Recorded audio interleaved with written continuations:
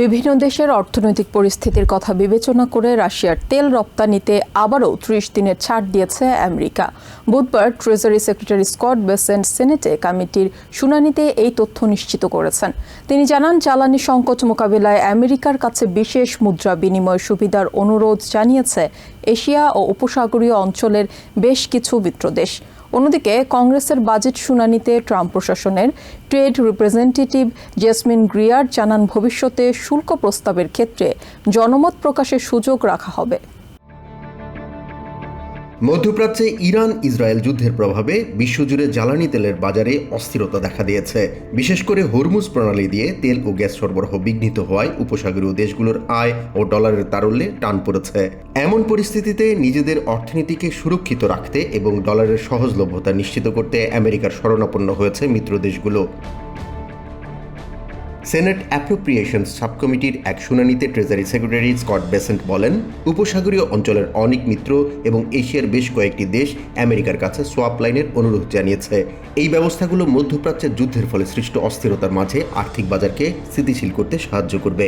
To this swap line, many of our Gulf allies have requested swap lines.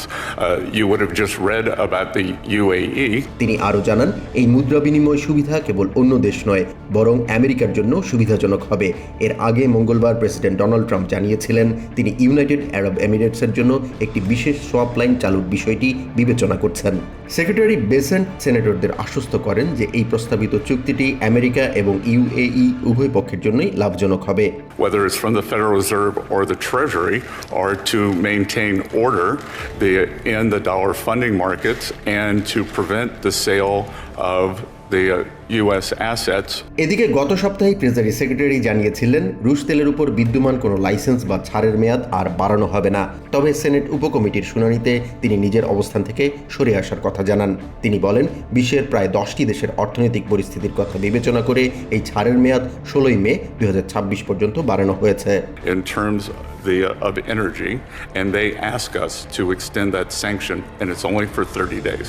শুনানিতে Democratic senator Chris কুনস অভিযোগ করেন, এই নিষেধাজ্ঞা শিথিলের ফলে ইরান পরোক্ষভাবে লাভবান হচ্ছে। কারো কারো মতে এর ফলে ইরান প্রায় $14 বিলিয়ন অতিরিক্ত আয় করেছে।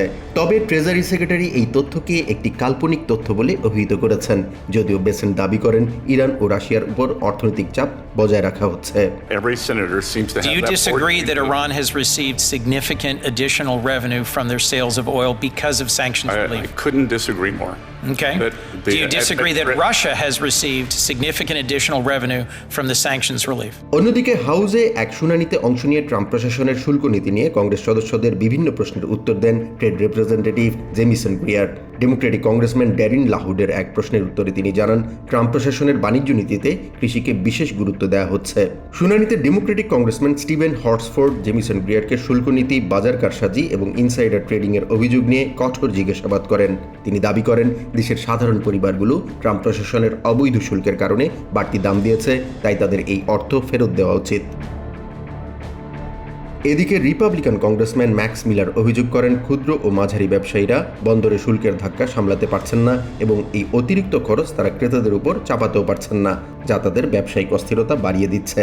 এই অভিযোগের পরিপ্রেক্ষিতে গ্রিয়ার জানান, ভবিষ্যতে শুল্ক প্রস্তাবের ক্ষেত্রে পাবলিক কমেন্ট বা জনমত প্রকাশের সুযোগ থাকবে, যেখানে কোম্পানিগুলো তাদের মতামত জানাতে পারবে। জাহান মিথুন, TVN 24 news desk. New York থেকে সম্প্রচারিত TVN 24 টেলিভিশন বিশ্বজুড়ে বাঙালির কণ্ঠস্বর।